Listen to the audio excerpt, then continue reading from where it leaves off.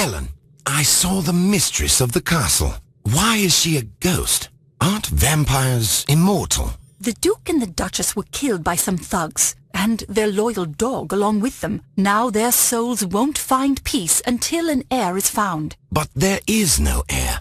There is one, otherwise they wouldn't have become ghosts. Hold on, but the government is selling the castle because in the last 99 years, no heir has ever made a claim. That's right, and the 99 years are up in a week. But a week is a long time. The heir could appear at any moment. I see. That's an interesting twist. Ellen, is there a book about vampire diseases? I guess Dr. Alucard's Vampire Encyclopedia would have that information, although I've never heard of a vampire coming down with anything. Where is that book? All of the encyclopedias are on the top shelves, but the ladder is broken. The encyclopedia has a green cover. It would be very easy for you to find.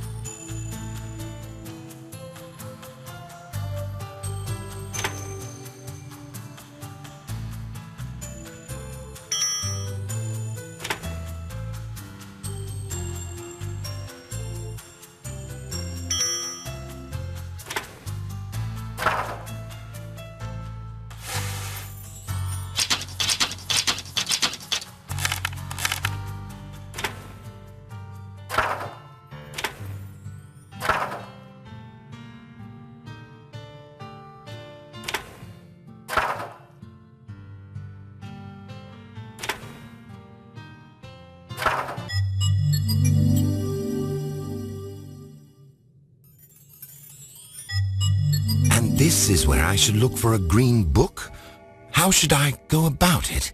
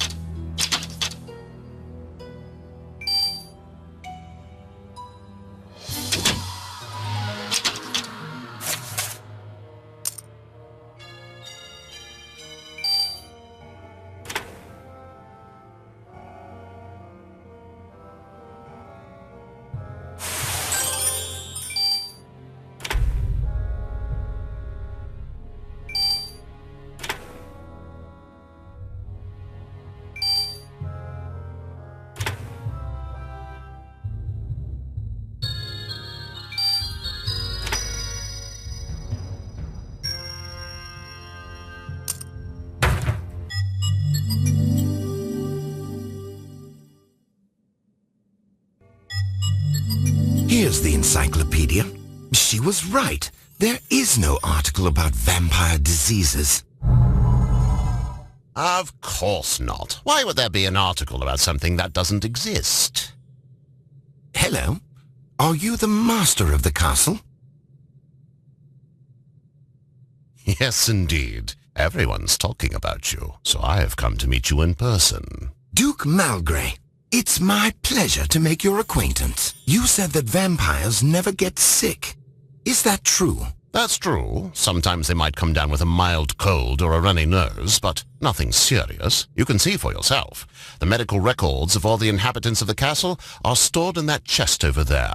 I can show you the combination.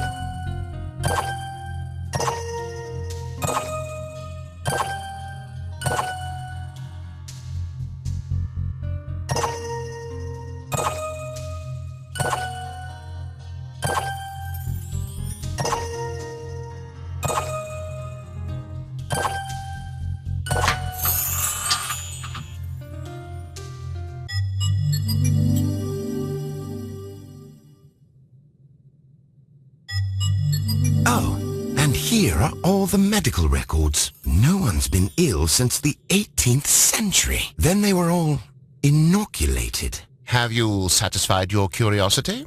Yes. Thank you very much. One more question, sir.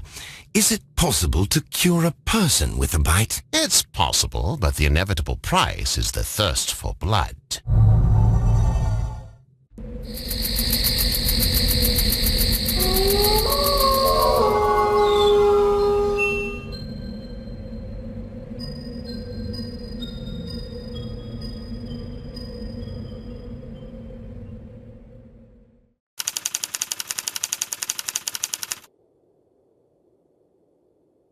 Michael, I took over your room. Glenfield said he'd find you another one. Do you mind taking your things?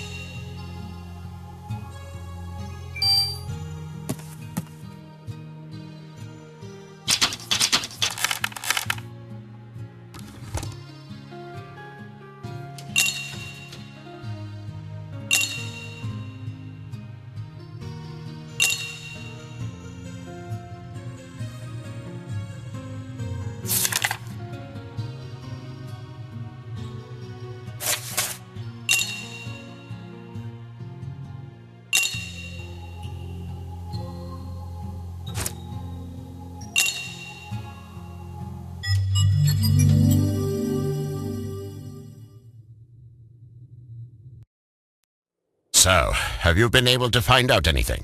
Yes, vampires do not get sick. Nothing more than a runny nose. Excellent, I thought so. I've been checking out our butler, and I think he's the man we need. Yes, Glenfield is most positively a vampire. He'll be bringing in my luggage in a minute. Try to convince him to help. Explain the situation. You're the expert. I'll try. Hello, Glenfield. Hello, sir. We've had our share of disagreements, but let's let bygones be bygones. Yes, sir. I want to ask you for a favor of a rather delicate nature. Unfortunately, sir, I won't be ready to help you until a bit later. Right now, I have to take Mr. Rockwell's luggage to the guest room. Fine. I'll just pack my things.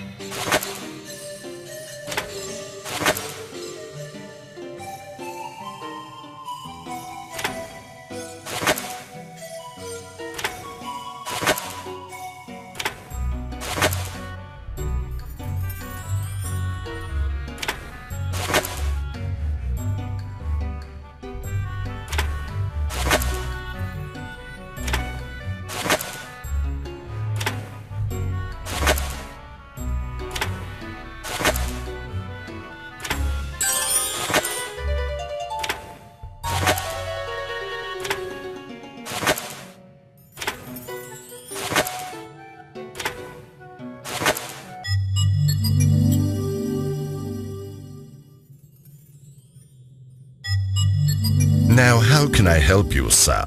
You see, Glenfield, Mr. Rockwell has dreamt of becoming a vampire since he was a little boy, and only you can help him. This is the first time I've ever heard such a request from a guest. Drinking blood is a calling, believe you me.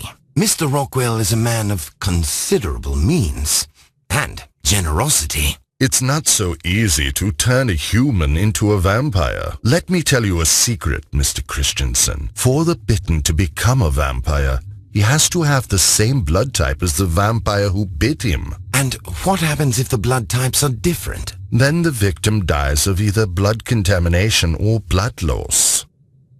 Thank you, Glenfield.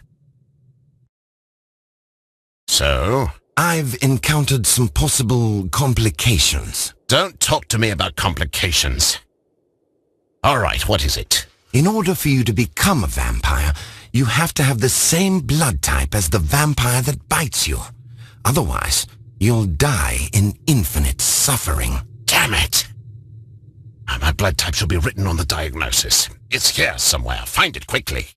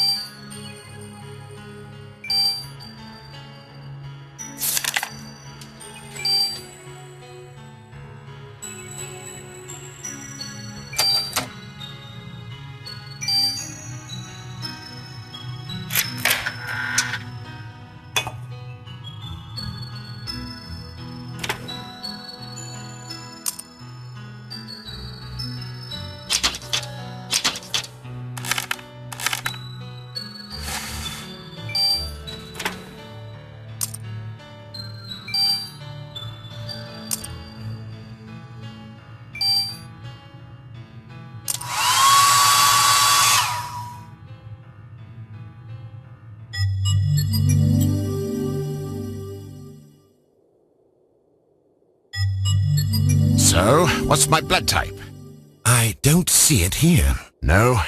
That's fine. I called for a nurse to come here just in case. Her name is Laura. She'll be able to determine my blood type. One thing, though. She can't know anything about the vampires.